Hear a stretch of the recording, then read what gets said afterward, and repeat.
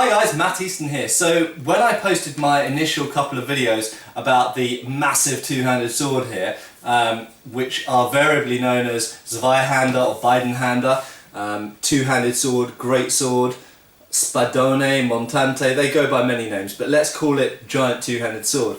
When I posted the previous videos about this, various questions came up and I'm gradually getting through answering those. I've spoken about why the guard has to be so big. Now, related to that, and a question which often comes up, is what are these bits for? Okay, now, what most people say is those are there for half swording. Well, yes and no. I won't say that they're not there for half swording. However, I will just point something out. Many of these big two-handed swords have giant great side rings, because when you're using the sword in a conventional grip, those side rings are very good at protecting your hands and forearms when you're in a bind with an opposing pole weapon or another one of these two-handed swords. They're very useful things to have there. What that means also though is, it has to be said, if you go to half sword in either way, you'll often find that those side rings are kind of in the way. If you don't have those side rings, it's not a problem, and it must be said that some of the Iberian montante that are shown in paintings, and indeed Marozzo's two-handed sword that he shows in 1536, and again in 1568, does not have side rings, so for those it's not an issue. However, lots of the surviving historical ones do have massive side rings on them. And some of those side rings, incidentally, are not open rings. Some of them do have a plate or various twirly bits of ironwork in the hole here. Now the problem with half swording like this, yes, those things do protect your hands, and that could be quite useful if you're using the thing essentially like a spear, which De Grassi does advise you to do. If you're using it as a spear like that, then yes, those rings kind of get in the way, to be honest. You can just about get the arm in between, you'll notice, between the ring and the guard there, but it's not very nice for half swording, I have to say. If you're using it more reverse grip, like this, then it's not so much of a problem, and yes, they might be good in that situation for half swording.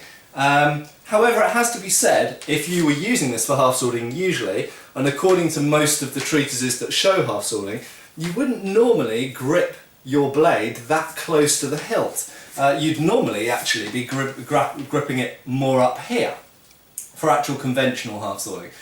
So in that sense, I kind of feel like, not on all of them, but on most of these two-handed swords, those lugs, as I'll call them, or horns, lugs, I prefer the name, those lugs are, I find, generally too close to the guard to be very useful for half swording. Now, I will caveat that point by saying that Achille Marozzo, again 1536, does show a guard contra hasta, or contra asta, I think, because they don't pronounce the H in Italian, and in other words, a guard, guardia, a guard against pole weapons, is what he's saying, and he actually shows, he does show, I believe, if I'm remembering correctly, the hand gripping down here.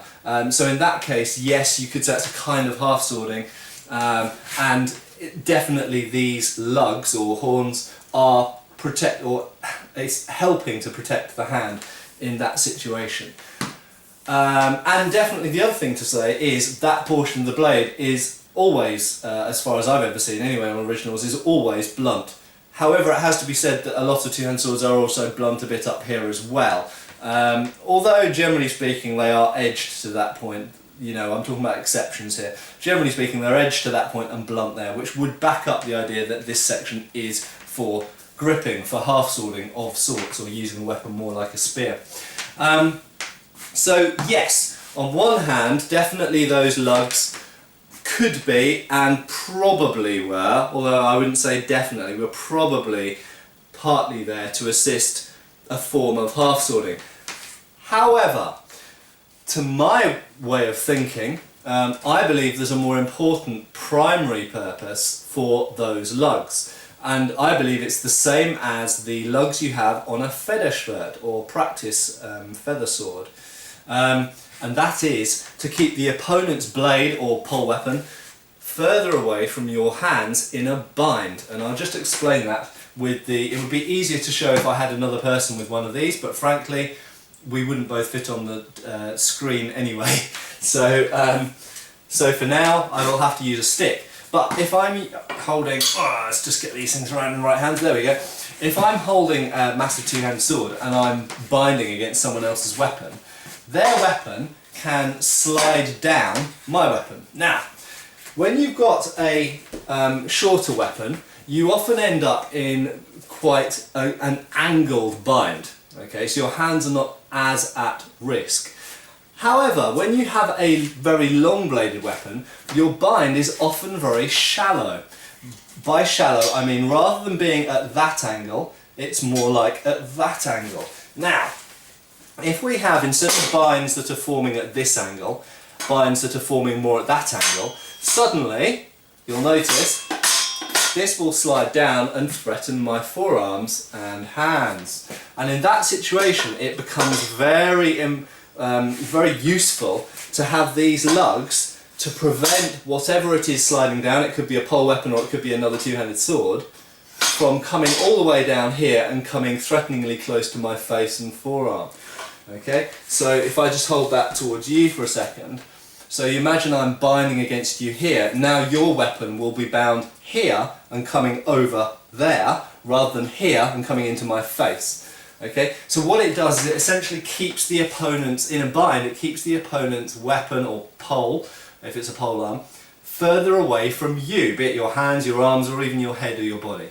Okay, so to my way of thinking, that's what those spikes are primarily there for. It's to keep, in a bind, the opponent's weapon further away from you. However, I completely concede that yes, they do make certain types of half-swording better or safer, and it could be that that's what they were designed for, but no one really knows. Okay, but my bet would be that they were originally designed much like the feather shirt, and possibly even inspired by the feather shirt, to help protect the person during a bind. Cheers guys! Click subscribe now and also follow us on Facebook.